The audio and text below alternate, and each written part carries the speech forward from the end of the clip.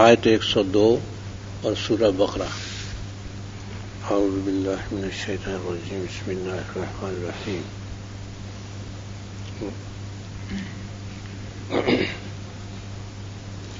واتبعوا ما تتلو الشیاطین علی ملک سلیمان وما کفر سلیمان ولکن الشیاطین کفروا وما يعلمون الناس السحر وما انزل على الملكين ببابل هاروت وماروت وما يعلمان من أحد حتى يقولا إنما نحن فتنة ولا تكفر فيتعلمون منهما ما يفرقون به بين المرء وزوجه ما هم بضارين به من أحد إلا بإذن الله ويتعلمون ما يضرهم ولا ينفعهم ولقد علموا لمن اشتراه ما له في الآخرة من خلاق ولبئس ما شروا به أنفسهم لو كانوا يعلمون.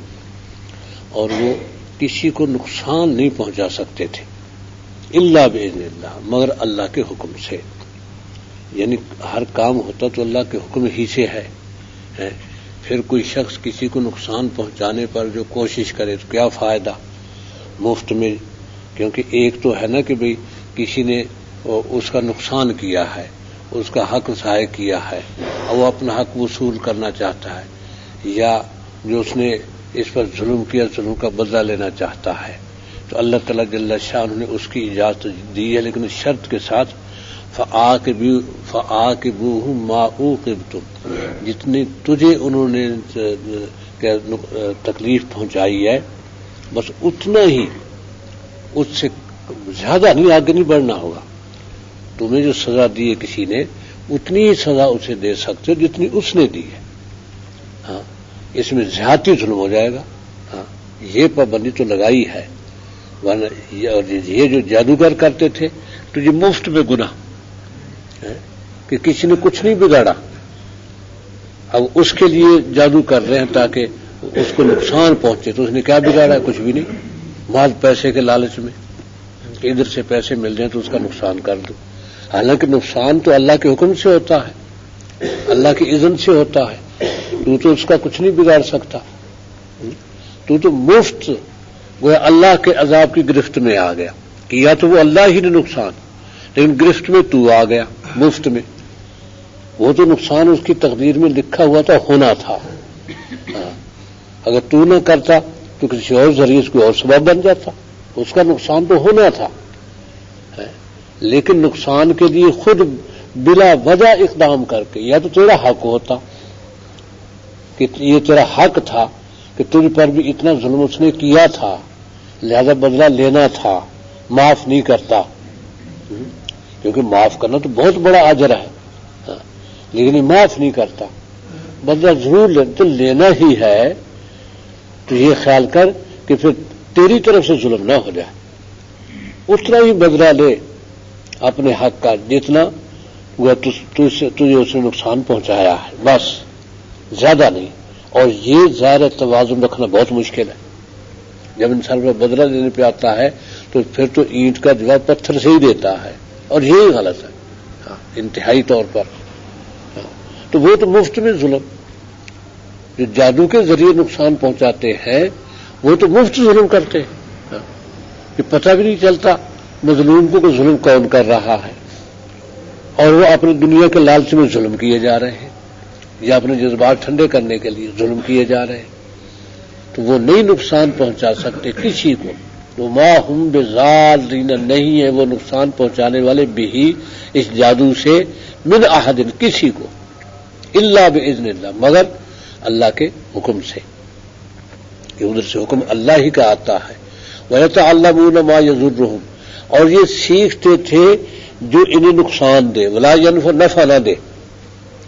یعنی ہاروت ماروت جو آئے تھے ان کے پاس نفع کی چیزیں بھی تھیں کہ ان سے وہ باتیں سیکھو جو تمہاری نفع کی ہو, مثلا کشائش رزق کے لیے, صحت کے لیے, تندرستی کے لیے, نیک بننے کے لیے, اللہ کی رجوع کرنے کے لیے. یہ بھی ان کے پاس وظیفے تھے, تو یہ سیکھ لیتے. یہ نہیں سیکھتے تھے, سیکھتے وہی تھے جو ان کو نقصان دے.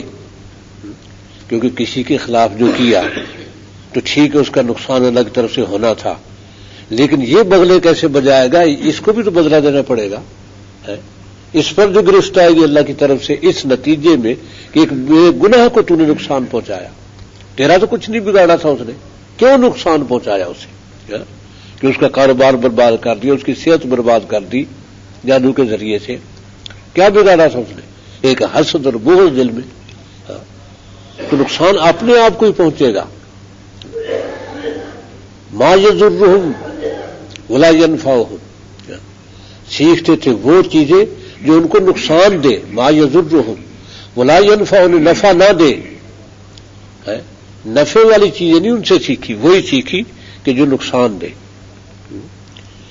وَلَقَدْ عَلِمُوا، اور یقین سے جانتے تھے وہ، وَلَقَدْ عَلِمُوا جانتے تھے، انہوں نے اس بات کو جان لیا تھا، لَقَدْ عَلِمُوا لَمَنِ اشْتَرَاهُ، کہ جس شخص نے اس کو خریدا، یعنی جادو پیسے دے کے کرواتے ہیں نا، بھائی کتنے پیسے، تیری فیس کیا ہے، یہ فیس ہے، جیسا کر دوں گا، فیس جمع کرا ہے، تو یہ جو خرید رہے ہیں یہ جانتے تھے، کیونکہ ان کے پاس بھی تورات تھی، تورات میں سارے احکام تھے، وَلَقَدْ عَلِمُوا، اور یقین سے انہوں نے جان لیا کہ جو اس کو خریدے گا، من اشترا، من جو بھی اشترا اس کو خریدا جس نے، ما لہو نہیں ہے اس کے لیے فی الآخرت، آخرت میں من خلاق کوئی حصہ، بس آخرت گئی، جس نے یہ کام کیا یا کروایا اس کی آخرت گئی، ما لہو فی الآخرت، نہیں ہے اس کے لیے، ما لہو نہیں ہے اس کے لیے فی الآخرت، آخرت میں من خلاق کوئی حصہ، ولا بئس ما شروا به انفسهم، بہت بری چیز ہے، بے سما، انتہائی بری چیز ہے، بے سما، شروا به جس کے عوض انہوں نے بیچ دی اپنی جانیں، اور جادو لے کے جانیں بیچ دی، اور جادو کس کے لیے؟ کسی کو نقصان پہنچانے کے لیے، کسی کو نقصان پہنچانے کے لیے اس سے جادو خریدا اور اپنی جان بیچ دی، کیونکہ آخرت میں جہنم بہت بری چیز ہے، جس کے عوض بیچا انہوں نے، شرو بیچا، انفسہم اپنی جان، لو کانوا یعلمون کاش کہ وہ جان لیتے، لو کانوا یعلمون کاش کہ جان لیتے کہ انجام کتنا برا ہے، یہاں تو کچھ بھی نہیں ہے، اشاش میں شاش کر دیا جی میں نے اس کا کباڑا، یہاں تو سمجھ لیا ہو گیا کباڑا اس کا، ٹھیک ہے، لیکن آگے جو تیرا انجام ہے وہ تیرے علم نہیں، کاش کہ تو جان لیتا کہ انجام کتنا برا ہے اس کا جو تو کر رہا ہے کسی کو نقصان پہنچانے کے لیے۔ وَلَوْ أَنَّهُمْ آمَنُوا، اور اگر یہ ایمان لے آتے، وَاتَّقَوْا اور تقوی اختیار کرتے، لَمَثُوبَةٌ مِّنْ عِندِ اللَّهِ تو جو اجر اور ثواب ہے اللہ کے ہاں سے، ایمان اور تقوی کے نتیجے میں جو اللہ کی طرف سے اجر ملے، دنیا میں بھی آخرت میں بھی، کیونکہ دنیا میں اللہ تعالیٰ کسی متقی کو رسوا نہیں کرتا، تکلیفیں تو آ جاتی ہیں لیکن رسوائی اور تکلیف میں فرق ہے، کہ جو بڑا دولت مند ہے اور یہ ظالم ہے اور اپنی دولت جمع کر رہا ہے وہ رسوا ہے، عزت والا نہیں ہے وہ، تو اللہ تعالیٰ کسی متقی کو رسوا نہیں کرتے، اور تکلیفیں آ جاتی ہیں متقی۔ نبی صلی اللہ علیہ وسلم نے فرمایا کہ جتنا تمام انبیاء کو ستایا گیا مجھے اکیلے کو ستایا گیا ہے، تو خاتم النبیین ہے، تکلیفیں تو انہیں بھی آئی ہے، تو ہم کس شمار میں ہیں کہ تکلیف سے بچیں؟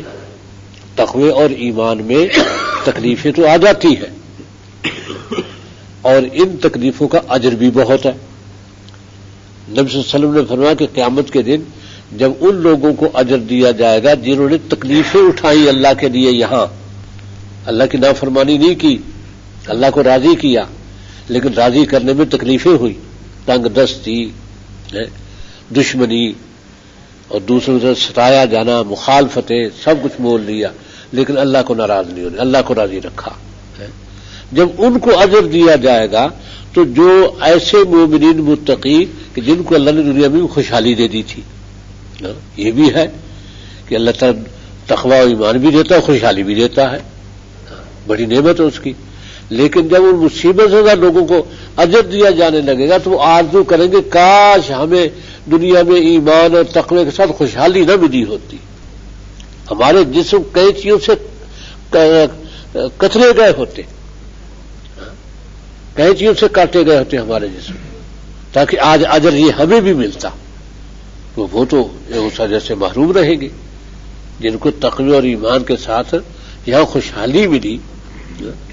تو جو تنگ دستوں کو اور تکلیف میں پڑے ہوئے لوگوں کو وہاں ایمان اور تقوی کے نتیجے میں جو ان کو اجر ملے گا وہ انہیں نہیں ملے گا، خوشحال لوگوں کو، اس پر وہ تمنا کریں گے کہ کاش کے دنیا میں وہ خوشحالی نہ ملی ہوتی ہمیں، بلکہ ہم نے بھی ان کی طرح تکلیفوں میں، پریشانیوں میں، مصائب میں پڑھ کر زندگی گزاری ہوتی، تو آج ہم بھی اس اجر کے حقدار ہو جاتے ہیں۔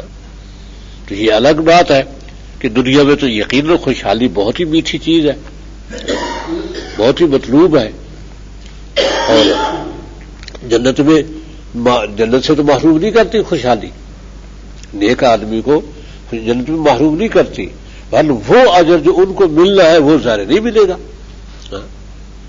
تو یہ انہوں نے اگر یہ ایمان لائے ہوتے، لو انہم آمنو، اگر وہ لوگ آمنو ایمان لاتے، واتقوا اور متقی بنتے، لمثوبۃ تو اجر و ثواب من عند اللہ ہے، اللہ کی طرف سے جو ہے خیر وہ بہت بہتر ہے۔ دنیا کی دولت، دنیا کی خوشحالی اس کے مقابلے میں کیا حقیقت رکھتی ہے، وہ تو خیر بہت بہتر ہے آخرت کا اجر۔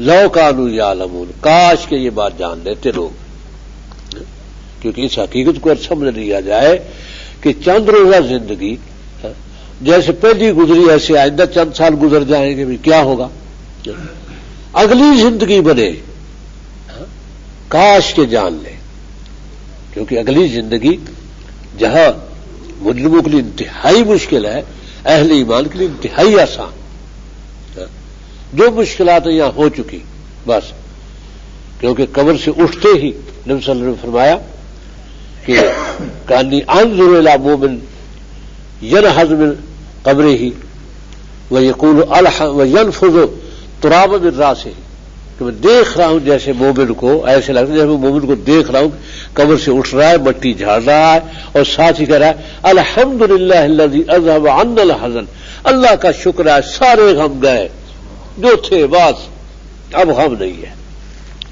میدان حشر کی سختیاں بہت زیادہ ہیں، میدان حشر کی سختیاں ایمان والوں پر نہیں، ایمان والے بڑے ٹھاٹ سے اللہ تعالیٰ عرش کے نیچے، عرش کا سایہ ایئر کنڈیشن ہے، بس بہت پرنشاط سایہ ہے عرش کا، اس کے نیچے نور کی کرسیاں بچھی ہوں گی جہاں متقی اہل ایمان بیٹھے ہوں گے، ایسی کرسی کہ دنیا میں بادشاہوں کے تصور میں بھی نہیں آئی کبھی، ایسی کرسیاں بچھی ہوں گی، ان پر بیٹھے ہوں گے۔ تو اس لیے فرمایا لو کانوا یعلمون، کاش کے لوگ اس حقیقت کو جان لیتے، تو وہ پھر سب کچھ چھوڑ کے صرف اللہ کو راضی کرنے میں لگ جاتے، جس چیز میں اللہ راضی وہ کر دو، جس کو دینے میں اللہ راضی ہے اس کو دو۔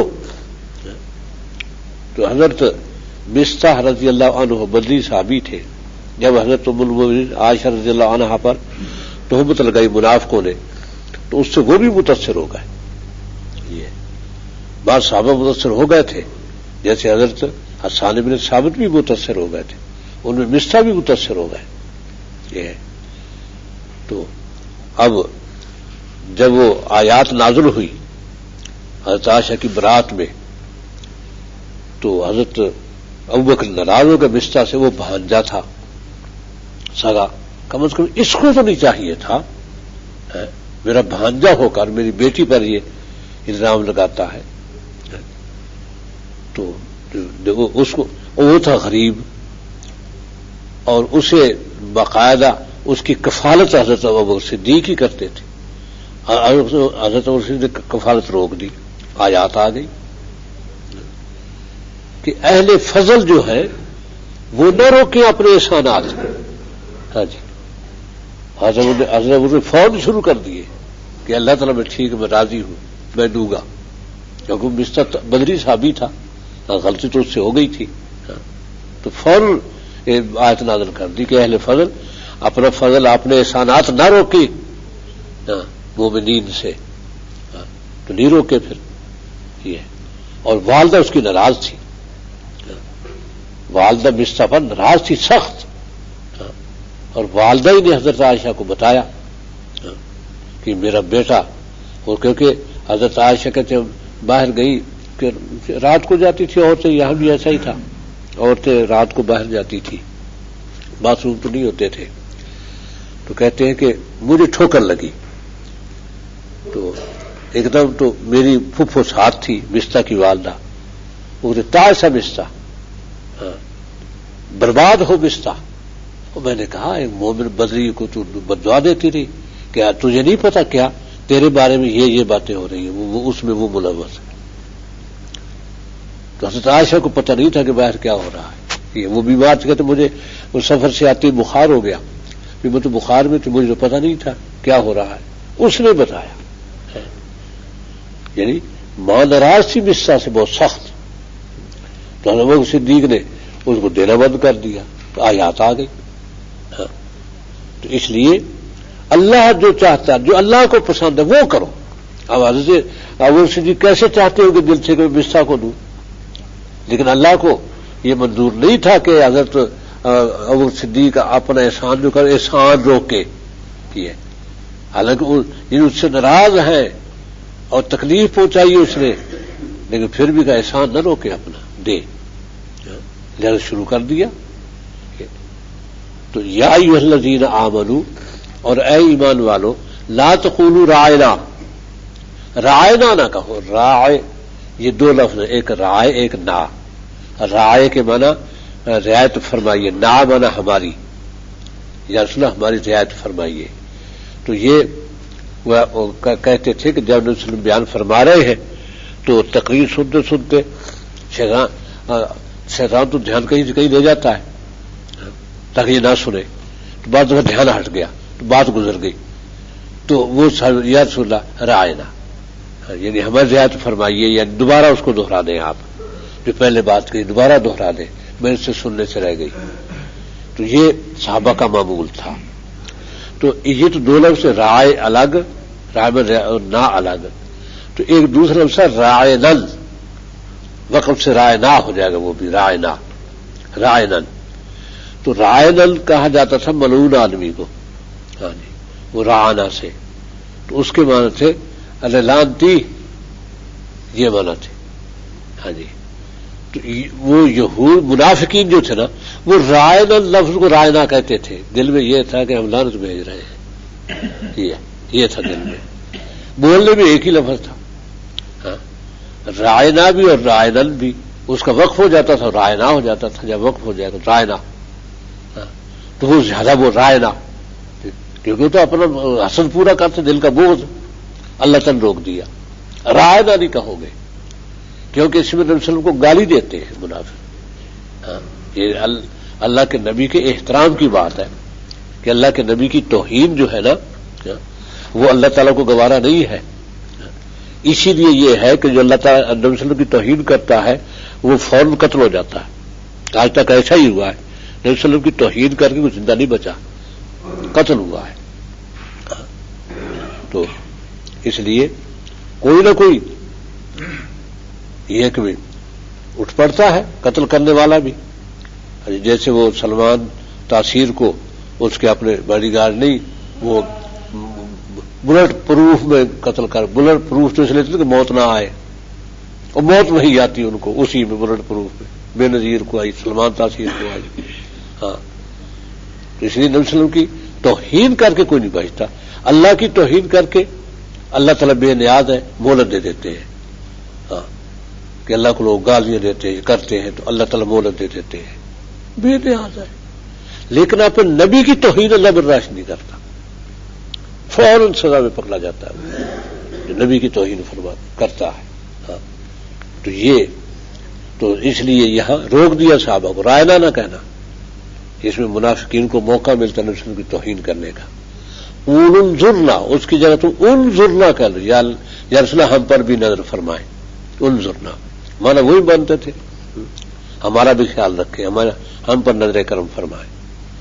تو اسے تم انظر نہ کہو، کیونکہ اس کو نہیں بدل سکتے وہ، اس میں تو کوئی نہیں. انظر نہ، ہم پر رحم فرمائے، نظر فرمائے. انظر نہ مانا ہمیں یہ تو آپ تم قولو انظر نہ کہو اس کی جگہ واسمعوا، اور سنتے رہو، دھیان ہٹنے نہ دو، تاکہ انظر نہ کہنا پڑے.